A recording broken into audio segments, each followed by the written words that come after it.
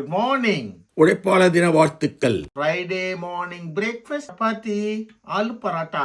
ஒன்றும் இல்லைங்க, நேற்று உருளைக்கிழங்கு செய்தா அது இருந்துச்சு. அதை உருளைக்கிழங்கு கோதுமை மாவுல வச்சு ஸ்டஃப் பண்ணி ஆலு பரோட்டா வாங்கிட்டா. எல்லாம் ஆலு பரோட்டா வருதோ அது ஒரு பொட்டேட்டோ மீந்துருச்சுன்னு நினச்சோம்.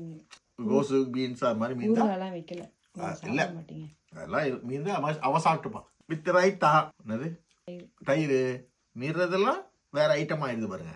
வேஸ்ட் இல்லை, நம்மளே வேஸ்ட் இல்லை, அதனால அது எப்படி வேஸ்ட் ஆகலாம்? ஃபுட்டை வேஸ்ட் பண்ணக்கூடாதுல்ல. முன்னெல்லாம் இதெல்லாம் செய்து தர மாட்டான். தான் இருக்கும், சூப்பர் டேஸ்டாக இருக்கும். நெய் போட்டு பார்த்தீங்கன்னா அந்த மாதிரி இருக்கும் மேலே. இன்னைக்கு வந்து இறால் தொக்கு, இறால் மசாலா ரெஸ்டாரண்ட் ஸ்டைலில் நல்லா டேஸ்டியாக ஃபாஸ்ட்டாக செய்யுது எப்படின்னு வீடியோ போட்டிருக்கேன், பார்த்து கற்றுக்குங்க. அது கமெண்ட்டை போடுங்க. கமெண்ட்டே போட மாட்டீங்க. நான் அப்போதான் எனக்கு தெரியும் லைக் போடுறீங்க, கமெண்ட் போட மாட்டேங்க. குழந்தைங்களா நான் கமெண்ட்டுக்கெல்லாம் ரிப்ளை பண்ணுவேன், அட்லீஸ்ட் அது ஆர்ட்டாவது போடுவேன். கமெண்ட் பண்ணுங்க, ஹம்பிள் ரிக்வெஸ்ட். நான் என்ன யோசிக்கிறதுன்னு தெரியல. இன்னைக்கு ஒரு பாப்பா ஹைதராபாத்ல இருக்கவங்க இன்னைக்கு கேட்டிருக்காங்க, சார் ரெஸ்டாரண்ட் ஸ்டைலில் போடுங்க சார், நான் கற்றுக்கணும். நிறைய பேர் அப்ரிஷியேட் பண்ணியிருக்காங்க ரெஸ்டாரண்ட்ல சாப்பிட்றத பற்றி. உண்மையாக சொல்றேன், குழந்தைங்களை கூட்டு போய் டெய்லி ரெஸ்டாரண்ட்ல சாப்பிட்றதுலாம் நல்லதே இல்லை. எல்லாமே ரெஸ்டாரண்ட்ல போய் குழந்தைங்களை கூட்டு போய் வாங்கி தரீங்க, ஆயிலாம் மாற்றவே மாட்டாங்க. நான் வந்து இல்லைங்க, நம்ம குட் பிஸ்னஸ் மேன், பிஸ்னஸ்ல மணி மேக் பண்ண தெரிஞ்சவனா இல்லை. எனக்கு ரொம்ப எத்திக்காக யோசிப்பேன், ஆயில்லாம் அப்படி யூஸ் பண்ணக்கூடாது, கிளீனாக இருக்கணும், வேஸ்ட் தூக்கி பின் அடி, இந்த மாதிரி சொல்லிட்டே இருப்பேன். பஃபேல வரதுல என்ன நினைக்கிறீங்க, மீந்து போதில்ல அது எல்லாத்தையும் அடுத்த நாள் காலையில பஃபேவா போட்டுருவாங்க.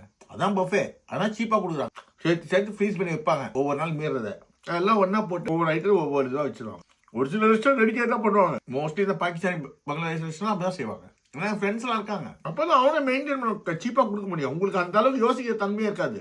சீப்பா அவனால சீப்பா சேரிட்டியா பண்றாங்க எல்லாரும் இல்லையே. அவனும் சம்பாதிக்கல 13 ரூபாவா இன்னைக்கு மினிமம் வேஜஸ், அது கம்மி வேலை செய்றீங்களா மாட்டீங்களா? அது மாதிரி தான் அவனும் சும்மா சேரிட்டி பண்ண மாட்டான்ல, அதை யோசிக்கவே மாட்டீங்க நீங்க. நம்ம மக்கள் கிட்ட இருக்க ஒரு பெரிய யூரோப்பியன்ஸ் யோசிப்பான்.